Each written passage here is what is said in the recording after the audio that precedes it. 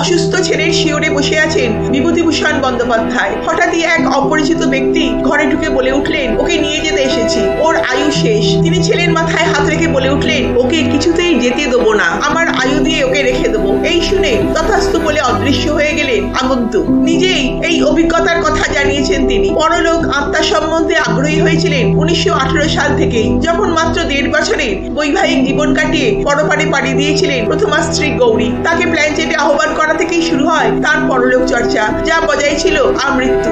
অতিলৌকিক জগৎ সম্বন্ধে তার বিশ্বাসের প্রতিফলন হয়েছে তার নানা লেখায়। 1940-এ পুনর্বিবাহ করেন রমা দেবীকে, আর 1949-এ 2 বছরের পুত্র সেরে ওঠার 1 বছরের মাথাতেই অদ্ভুতভাবে মৃত্যু হলো তার। ঘাটশিলার জঙ্গলে বেড়াতে গিয়ে দেখেছিলেন চাদর ঢাকা এক মৃতদেহ।